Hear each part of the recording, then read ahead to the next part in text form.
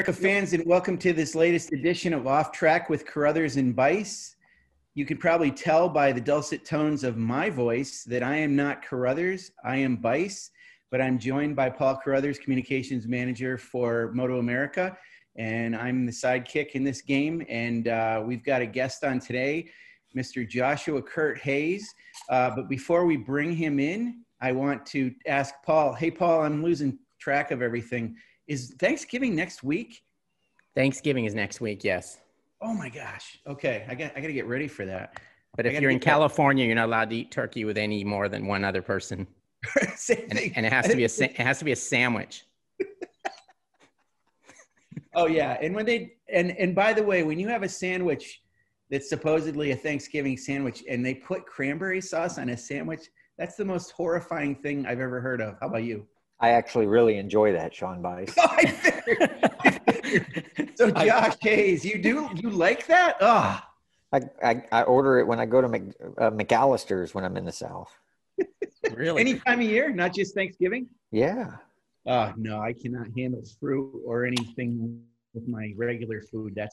You probably like pineapple on pizza. And my wife does. I don't particularly. Applesauce with pork chops?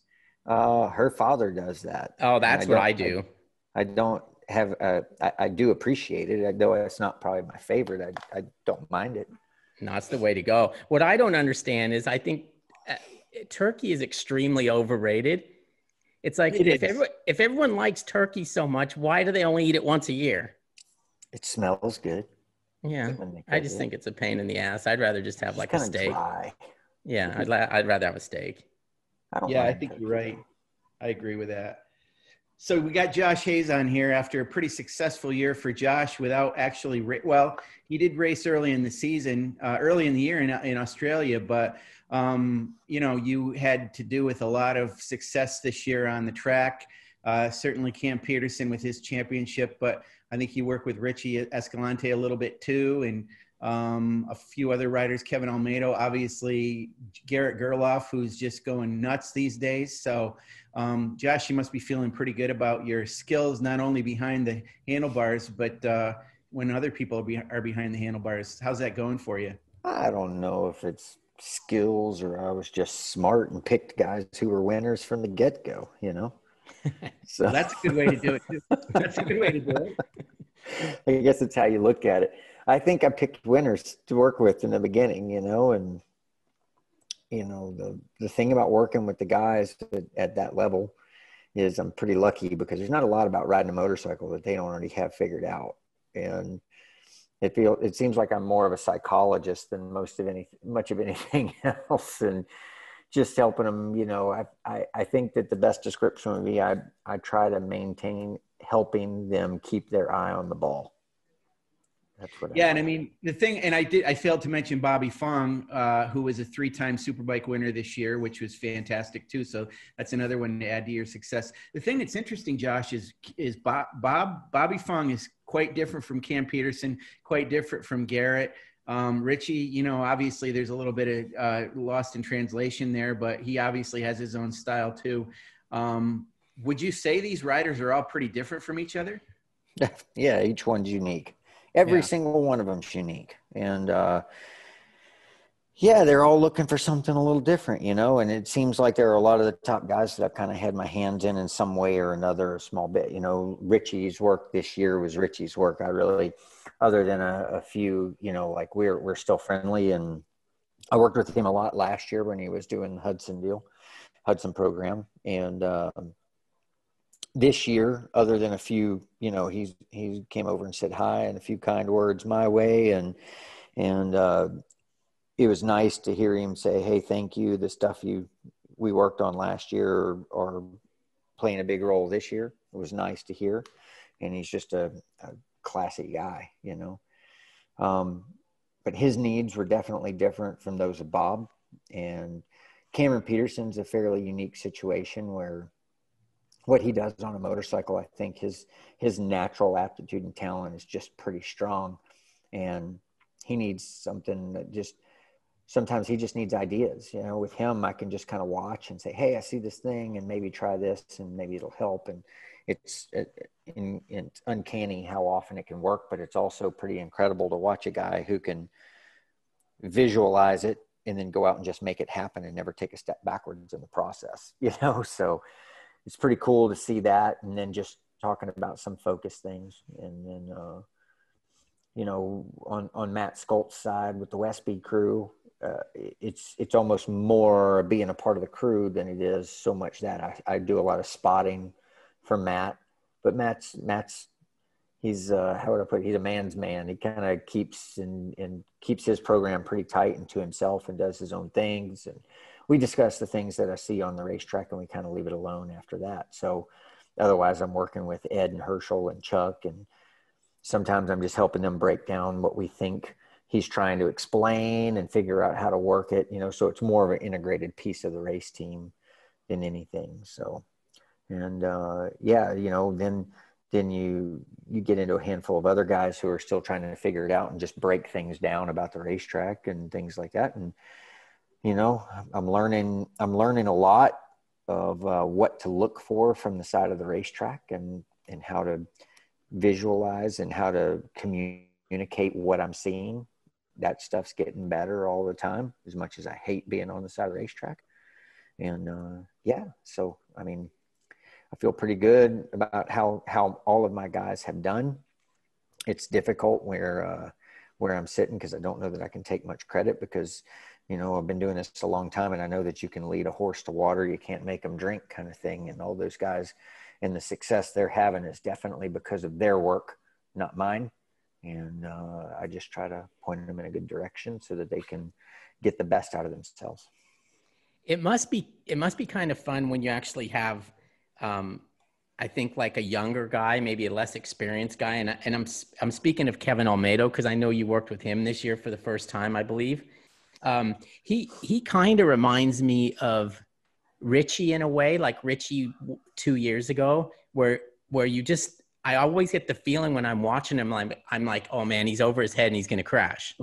And sometimes he doesn't, and sometimes he does. But I kind of remember Richie being like that too. And I remember there always seems to be guys that are like that. Like they go over their head to match the leader's pace when they're just not quite ready. But then the next year you notice them at the leader's pace and they're comfortable with it. Is that kind of how it works? I have a huge respect and appreciation for someone who will ride like that, because it's not an easy thing to do, but it's so much fun to watch a rider who you can see the desire to succeed in them when they ride a motorcycle.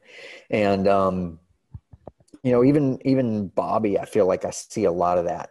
It's not just precision. You can see the heart in Bobby, that he's putting everything he's got out there.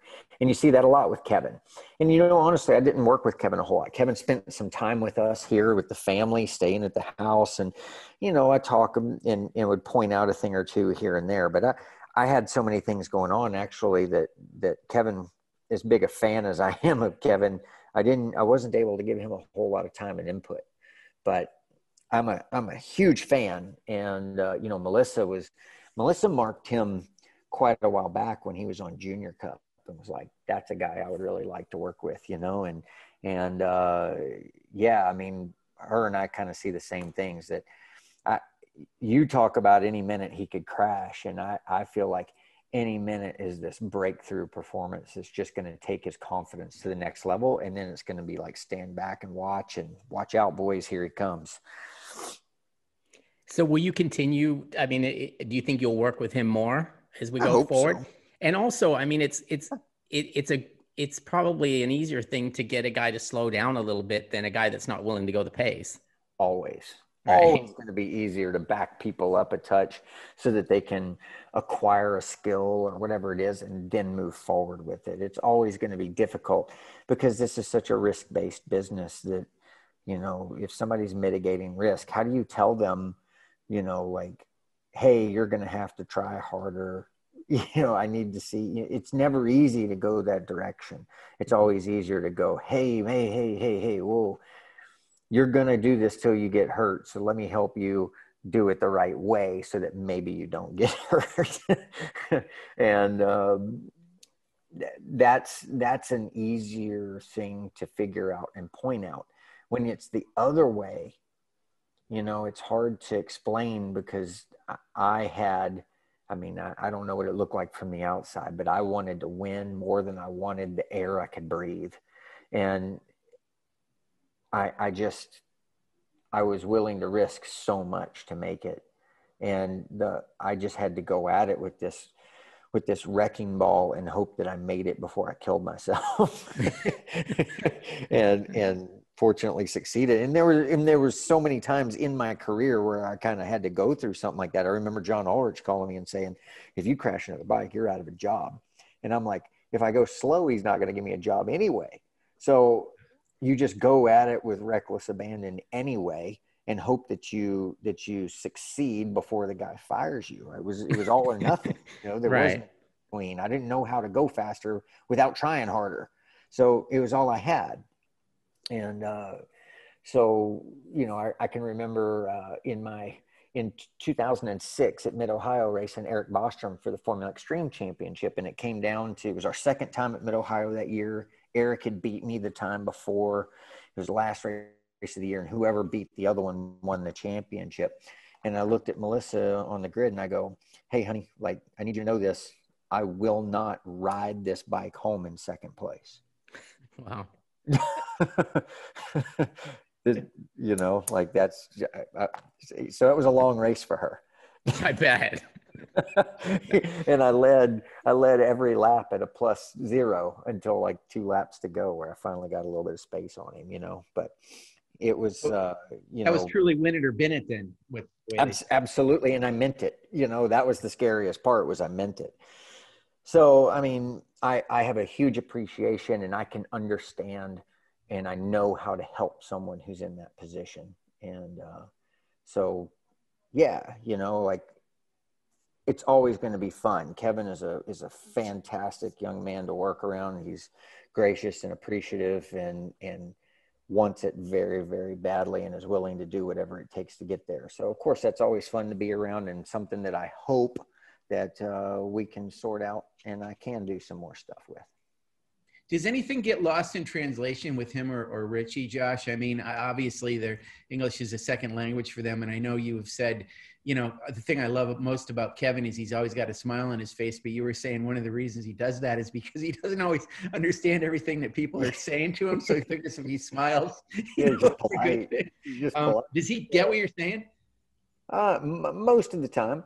I've learned to ask the question. You know, I've learned to go, hey, do you understand everything I've said here? And he'll say yes, or he'll be like, and we'll go through it again. It takes a bit of patience, you know. And you know, one thing that's really helped me in communicating with guys like that is being married, because I learned that you can't just say the same thing louder and get a different result. You actually have to say something different. So I've got a bit more patience, and I come at it from a little different angle if I can. Good point. Yeah. You know, so we're constantly doing social media during the week, and I'm always on Brian Jay's website looking at photos of this, that, and the other thing. And there's a couple of photos from the final round at Laguna Seca when Nicola Canepa was racing for Westby in place of the injured Matthew Scholz. And you're on the starting line and you're standing next to him and you're kind of looking down the road. And it looks, if I captioned, I would say it's, you know, see the future, be the future. But I'm sure that's not what you say it to him. So what do you say to a guy like Canepa, who is, you know, a Yamaha test rider and endurance rider, like you've been an endurance rider internationally as well. But, you know, what are you saying to a guy like that on the starting grid? Heck, I don't remember what I said to him in particular. You remind him the first turn goes left. Yeah, that's what it looked like. You know, we were probably discussing a couple of the riders in front of him and where the start lights were, you know, a few ideas of how to approach and where to be and positioning and things like that with Nicola. You know, I don't have he and I are friends. We've known each other for quite a few years and been cordial with one another. He's helping Garrett over there doing spotting for the team over there with Garrett, the way I have been doing here. And then, you know, of course, he's a very fast rider in his own right. He's always tested quite well on their bikes. He's winning races on on the Yart Endurance Yamahas and raced in MotoGP, raced, World Superbike, the Moto E. He's involved in so many of those things that, but for him, again, it was just basically a spotter and a friend on the grid to encourage you and say, hey, man, you're going to be all right. These are the guys that, these are their strengths. These are their weaknesses. And here's what you can go out there and kind of look forward to, or look for when you get out there, and just pass along different things like that. Now, if it's Bobby or one of these young guys, even Melissa, usually if I was looking up the front of the racetrack like that, Corey Ventura or somebody sitting there, I would just look at him and go, hey, man, everything you want in this world is that way. So you better go up there and get it. It's funny. Paul recently did a little interview with Corey Ventura, and he was talking about you must have done like an AFM or something, and you beat him or something, but he of course I did. And it gave him a lot of incentive to try to do better. So talk about that.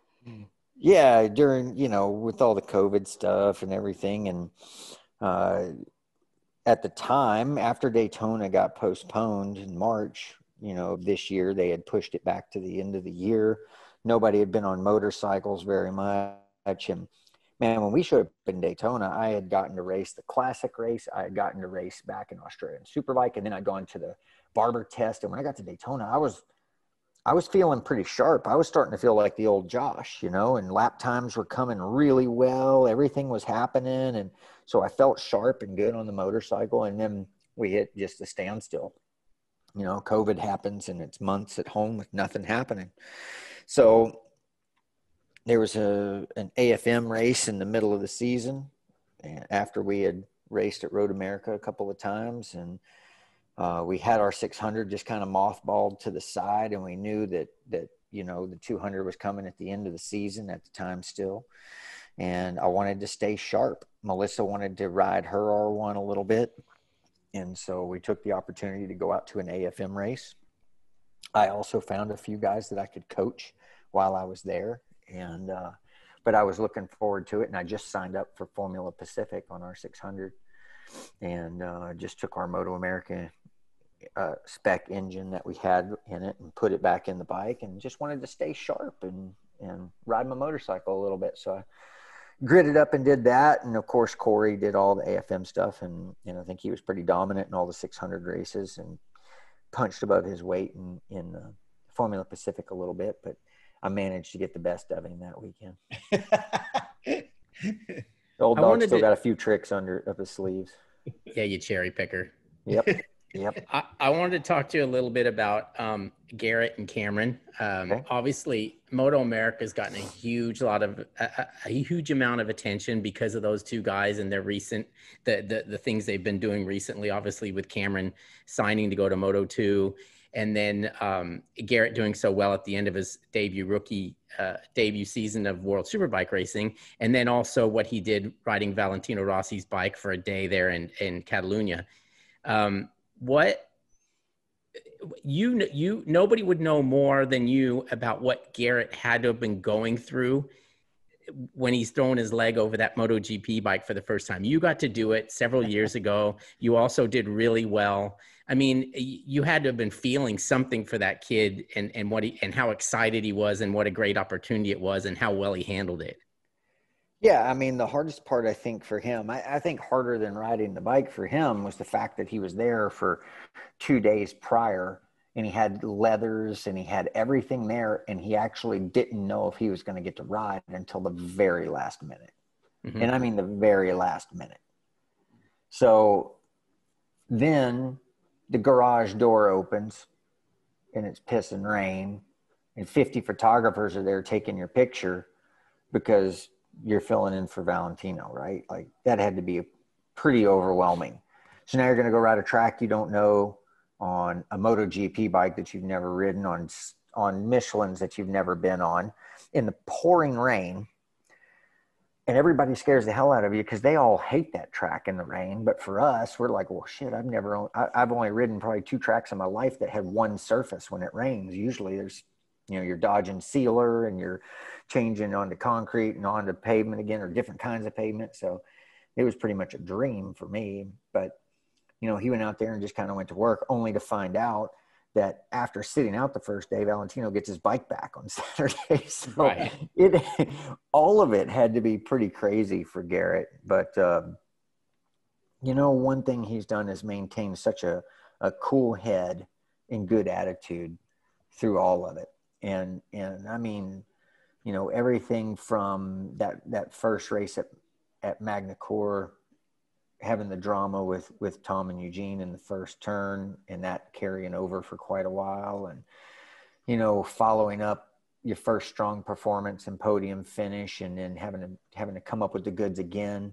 And so, I mean, it's been kind of a bit of a whirlwind for that guy, and he's been able to keep his head pretty level and stay focused and on task. And then he shows up here at this most recent test and gets to try a little bit of everything new and kind of go back to a track where he had ridden when he was struggling quite a bit more with the team, and then put on another good performance. And so, I said it when Garrett was in MotoAmerica that, he gets his first taste of success in the books, and he doesn't really back up too far. That's kind of where his new level stays. And he's just proven it all over again. He gets on the podium, and now all of a sudden he's going to be a consistent front runner close to that podium. And if he gets a race win in the books, it's going to be watch out, because I think he could start steamrolling those things with a little bit of confidence, and he's getting them closer and closer every day. So, yeah, I'm looking forward to good things, and I'm enjoying keeping in touch with him, and he and I text back and forth quite a bit. And it was pretty funny. I think probably the one thing I really pushed him on really early last season was, hey, if you legitimately want to be in World Superbike, you need to go to one of their races, and you need to tell them to their face. You don't need to wait till they come here. You need to go there and say, listen, I flew over here to watch this and be a part of it and be around this because this is where I want to be. And I think that's critically important. And so he did. He went to Magna Core, he went to France last year, and ended up signing the deal, and getting the deal done while he was there. And now he's in World Superbike. And I was texting with him in the morning after he had ridden, or in the afternoon, I guess, evening after he had ridden Valentino's bike. And I said, man, aren't you glad you went to France? Yeah. He was like, it's crazy how that one decision has just steamrolled so many amazing things in my life in such a short time, Right. So I'm so pumped that he was brave enough to give it a shot, because it was a high risk deal, to go over there and see what would happen, because we've seen a lot of guys go over there and struggle. And so Right. I'm pumped that he has embraced every bit of it, the lifestyle, living in Spain, training with the people there, and just in complete building a new family, and just engulfing himself in the whole motorsports atmosphere and attitude and lifestyle there in Spain, and becoming one of them, because that's the only thing that's going to give him a lot of opportunities there, and keep him there for a long time, winning, for us back here. Okay, that brings us to Cameron. What do you think? I have a theory. I just think he got to the point where he had such an outstanding year. He's riding better than he ever has. He's got more confidence than he ever has. And I think something just inside of him said, like, now's the time. Do you think that's what happened there with the Moto2 thing? I don't know. I mean, probably. I mean, we talk, Cameron and I have had a lot of conversations over the years, and a lot this year. He talked to me a bit whenever, some of these things were on the table. And I had said the same thing to him plenty of times that I said to Garrett, like, dude, if you want to do this, you need to get over there and let them know, because, your management team talks to them and all that stuff's great. But, at the end of the year, at the last race of the year, half the BSB paddock goes to the last races, and they're all standing there going, hey, I'm ready to go. I'm ready to go. I'm ready to go. And we're all over here calling them on the phone, being like, hey guys, I'm over here too. And it's just a little different when you're in front of their face. They need to meet you. I'm like, Cameron, you're a likable guy, go over there and shake their hands and say hi and talk to them. And maybe more things will happen the way that you want them to be, because I think it was hard for him. He's a homebody and he wanted to stick around, and he likes being here with his family and his friends and living his life and all that stuff. But I can tell you from a little bit of experience, and one of the things that we talked about was that it gets harder and harder to push at the level that he's pushing if there's not a next level for you, if you're not working to get somewhere else. And, you know, it's astounding that, you know, Marc Marquez can do what he does because there is no next level. And how do you stay motivated day in and day out to beat the same people you've beaten so many times before?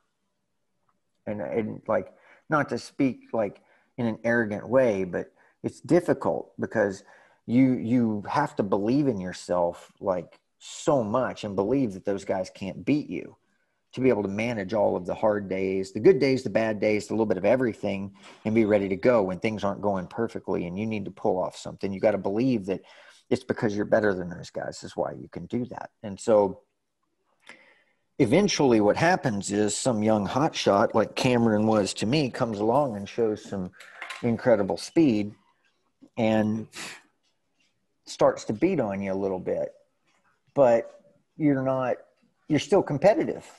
So it's hard to go home and reinvent yourself after a decade to start doing things differently and come up with a new plan to beat the same people over again. Right. You know, someone that you've already beaten before. And so let's just say as an example, if Bobby or Cam Petersen starts getting in there and taking wins away from him regularly heads up, it's hard to go home and just decide you're going to train harder and do all this stuff. If you're still competitive, you just go, well, I'm just going to ride better this time. I'm going to do this. I'm going to have a different game plan. It's hard to completely reinvent yourself and go back to pushing at the very top level and pushing your own limits further and further out there. And so I think that this was a necessary evil for him, to give himself options in racing for the foreseeable future, and continue to take his own personal level and test it and push it forward. And I mean, sure, we'd like to see him in GP rather than Moto2, and it's going to be scary going in there at 27 years old in a class full of axe murderers. But I don't think that there is, honestly, from our pack, I don't know that there's a better person more prepared for it than Cameron. I think he's going to pass with flying colors, personally. Josh, this is so you had Cameron as a teammate, and when he came into the team, this is going to take a lot of introspection, but I think you have a lot of that. So I think you can probably answer this question. You, as your career was continuing and you were still having a lot of success, did you were see saying something dwindling. Cameron? What's that? You were going to say dwindling. No, I wasn't. But I don't even. He was. I know he was. I wasn't because I'm not even talking about dwindling now. But did you feel like you said you have to go back and reinvent yourself? Did you feel like you saw something in Cameron, and did you feel almost like you were holding him at arm's length for a while, or you were only holding him back going to be able to hold him back for a certain amount of time? Did you see something in him where he was going to be like, you know, snatch the pebble from the hand, so to speak, as they say in Kung Fu? No, not so much. Not so much. I had the group of people before me, you know, there was a lot of, I don't know if the word's angst, but there was a lot of, you know, your competitors, you weren't friends with your competitors, you know, right. Everybody was out to get everybody else because everybody had to be a macho man and show them, you know, who was what. And I didn't really think that was the case because I would race you in my backyard for a drink, you know, for a trophy as hard as I would for a national superbike race. It didn't matter. I hated to lose no matter what we were doing. And I told, you know, I was pretty straight with Cameron. I said, I'll help you with anything, but you know, when we're on the racetrack, I will race you to the absolute best of my ability. I will never give you a free one. If you beat me, you won it. You earned it every single time. But for sure, I saw things in Cameron, and I knew, man, dude, when he ran the table, almost Gagne got that one race from him in what, 2000 and was it 13? 13. Super Yep. Sport. MotoAmerica. I mean, it it was pretty obvious to see and to watch him ride. And I remember we got to test at the end of the year at New Orleans on like the Monday after, and we had some journalists ride the Superbike. I was testing some new Superbike parts, and Cameron was there riding a 600. And at the end of 2012, I think. And I followed him around I was on the Superbike, he was on the 600. And I remember watching him. He got into this spot a little hot, and I saw his little shoulders kind of shrug up a little tight, and I go, oh, there it is. I finally saw it, like I finally saw him do something that got tight and got him to pucker a little bit, and then, yeah, when he got on the Superbike, I got to see it a few more times, but when he was good, he was freaking amazing. And when he wasn't amazing, he was still there in the fight every single time. And so I knew it was going to be tough. And, then we got to 2015, and, that was probably the best real battle I took to him was 2015. And we were fortunate that we were able to kind of sweep the table that year. And I won 10 races to his 8, and he won the championship. And then 2016, he kind of started to stretch things out a little bit on me and beat me up a little bit. And this is where that experience comes that I talk about, you know what I mean? That I didn't go back and reinvent myself the way I had done before whenever I'd been put into a difficult situation after having the crazy success that I had through, 2010, 11, 12, 13, 14, where things were really going my way. 15 was still pretty good. And there I had 5 or 6 really solid years under my belt. And then this kid starts coming and beating up on me. And in 2013, when I got beat up on, I went back and hunkered down, and I did more work than I had ever done. And I showed up ready to kill in 2012. And I just said, well, I just got a little work to do, and just tried to grip the bars a little tighter and force things a little more. And I was still competitive. I still won some races, but I wasn't the guy I was before. And then, 2017, it just got worse because I kind of knew my future.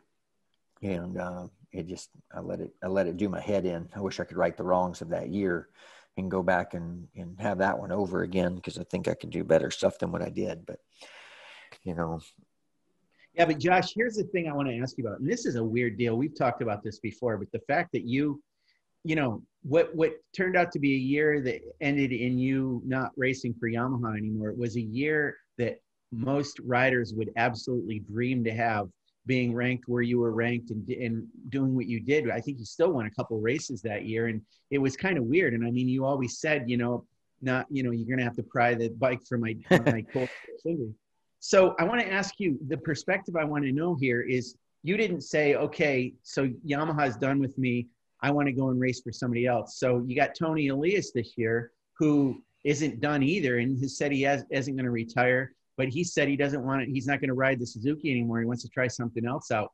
Do you think he's going to get another ride? And do you have any thoughts about what might happen with him at this point?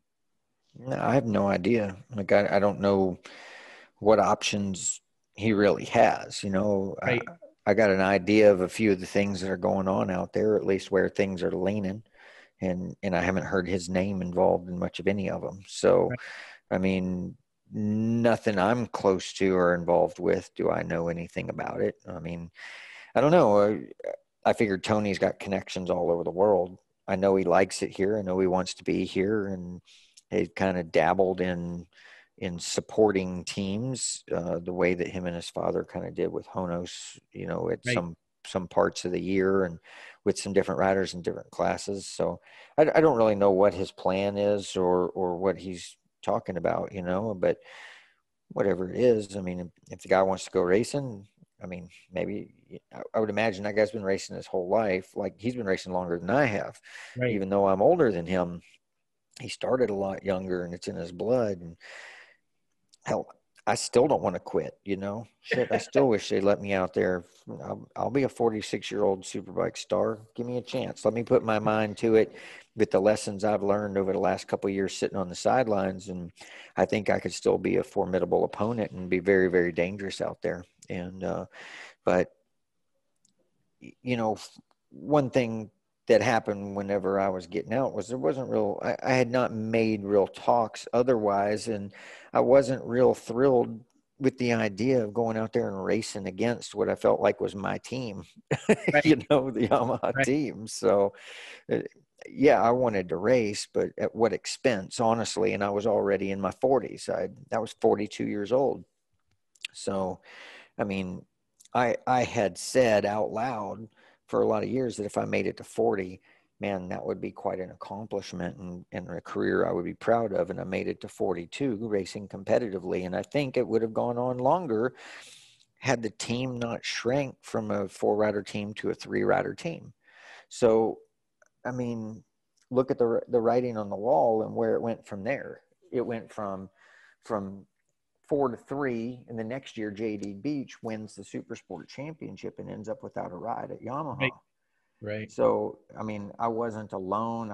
I didn't get singled out. It was just, man, it was the economy of the times, and I managed to find a way to survive and still be around my racing family, which was incredibly important to me. But yeah, and still be aligned with the Yamaha brand too, which, that's the situation with Tony. He kind of walked away from Suzuki. That you didn't do that and still haven't done that with Yamaha. Mm-hmm.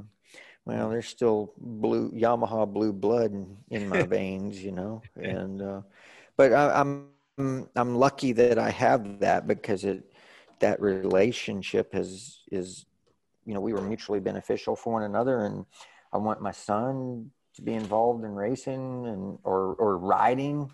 My wife is so involved with it that like you gotta use half a brain, and we all want to continue to work together. So I would I trade all of that for maybe another year of racing? I don't know that I would. As much as I want to be racing, at the same time your decisions start changing a little bit when you're talking about, would I give it all up for one more year? I don't know.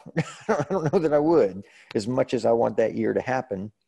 I like riding motorcycles, and being around motorcycles for the rest of my life is important to me too. Well, let's talk a little bit about this Yamaha blue running through your veins, because something happened this week that I wanted to get your reaction to. So Yamaha's had a 600cc sport bike since about 1984 when they came out with the FJ 600, and it went through the FCR. Obviously, the R6 debuted in 1999, and there's been various iterations of that. And in a little footnote at the bottom of a press release announcing new models for this year, they mentioned, oh, and by the way, we're not going to be, we've discontinued the R6 in America for 2021. And we've heard about this race R6 in Europe or wherever. But first of all, did that shock you that they kind of just said the heck with a 600 middleweight bike? And what do you think that is going to mean to Supersport in general? I mean, obviously Kawasaki won the championship this year, and Suzuki was strong with Sean Dillon Kelly as well. But, Yamaha was right there. So, what does this bode for the future of Supersport, and also about Yamaha kind of getting rid of a middleweight bike? Man, first I was heartbroken. Yeah. You love that bike. I've been a firm believer in middleweight super sport racing. That's where I started. And so it holds a special place in my heart for sure. And me racing Melissa's MP13 racing R6 last year was some of the most fun I've had on a motorcycle. Even over the Superbike, the end of the last Superbike years. I just absolutely love everything about riding that motorcycle. It's so much fun. And in some ways, I think it's the most pure racing that there is. There's not much electronics, and just they're bikes that you can absolutely grind on and learn a lot about good racing. And so I'm a huge believer in the segment, and it breaks my heart. Now, this all started, I think, when Honda decided not to sell a 600 in Europe a couple of years ago. That's right. And I thought that was the first step, I didn't know Yamaha would be the next company to really jump in and go that direction. And for sure, it makes me sad. But I think there was some other stuff written in there that was a little on the vague side, that there's possibly some new stuff coming. And I'm hoping that's the case. and that they find another way to fill that segment, because I think the R3 jump in the super sport category to the R1 is a bit of a big one. It is, yeah. Yeah, But you know, the R1 is their flagship bike, and I think it, you know, when we looked at it, you know, because Melissa's gone through the math quite a few times, you know, right now, if you were going to go racing and you were new to our series, the stock 1000 is the most economical way to go racing, and super sport was considerably more expensive to go racing than some of the other, all of the other support classes. So I think that, you know, again, a sign of the times that the development costs in the 600s were near matching that of the 1000s, and the insurance and a little bit of everything across the board. So I don't know, there's not been any real updates in 600s in quite some time. True. And so I guess the writing was kind of on the wall, and it looks like now, even in the World Championship, they're going to start kind of some experimentation with bigger bikes that are now what they're considering middleweights, and allowing them into the class with some performance leveling, you know, the way they have in Junior Cup. And I mean, we've seen it before. We went through it with Daytona Sport Bike, and so maybe that's what's coming in the future, or things are just gonna, you know, it's hard because the waters just get muddied, and it probably gets hard. If they would all stick to 600s, it would be one thing, but then one guy comes out with a 636 and only offers that in certain countries, and then all the fun kind of gets taken out of the racing, and the reason to do all the development on your 600 kind of goes out the window. So if you're going to allow bigger bikes in the class, it makes it hard to fight so hard for that one. So it's a bit of a mess. Super Sport this season, though, was so good. I mean, it was obviously the best class we had in terms of competitiveness. Every one of those races was fantastic to watch. So it's just kind of ironic that this situation with, I know you'd mentioned about Honda and then with Yamaha, but, you know, Yamaha still did well this year. But, you know, like I said, Suzuki and Kawasaki were right up there. And that class produces such amazing racing, as you said. And I know it's near to your heart, plus the fact that I know you like riding the R6 quite a bit. So it is, and I'm still a believer that it is the number one choice for me as far as grooming people to be ready to race in Superbike and things like that. Like I'm a big believer in the super sport class, and you know, when people say, hey, you know, we're thinking of jumping Twins Cup or Junior Cup to stock 1000, I can understand it from the economical side, but if you really want to make it forward, I felt like the 600 was the way to go, because it was just, it has always offered such good racing. I mean, as long as I've been involved in racing, 600 Super Sport was where it was at. That's why they always sent their Superbike riders down to ride in Super Sport back when we didn't race twice a weekend, every single weekend, you know, back in the day. All the Superbike riders were a part of the super sport class also, because selling 600s was so important to the companies. But I think now it's just that the development costs are so high, the performance level is so high of those super sport 600s, and they're looking to do things in slightly more affordable ways to introduce more people to the sport. So Josh, I know we can always go, we could go another couple hours probably on this, but I think we're going to wrap it up now. Paul, did you have anything else for Josh? Oh, again, just thanks for always joining us, Josh, when we need you to. It's always good to speak with you, and you're always up for a good podcast. So thanks for being here today. Cool, man. Thanks, guys. I appreciate it. Let me know when you got something cool to talk about again. All right. Thank you. Cool. And you always have some good responses, Josh. So thank you. And I want to also thank the fans for listening to this podcast. Right now, during this off season, there's not any racing going on, but there still is a lot of racing that you can watch via MotoAmerica's YouTube channel. So please subscribe to that channel. And there's a lot of races that we're loading up on there, and they've been very popular. A lot of people are enjoying watching some of these previous years. We did a lot of stuff recently where we loaded 2017 season on there and got to see Josh Hayes back in his heyday a little bit, racing with all the boys, Roger Hayden and everybody else. So, you know, please keep subscribing to that and watching that stuff and before you know it, the actual racing is going to begin again for 2021. So Thanks, everybody, and we'll see you next time. All right. Thanks, Sean.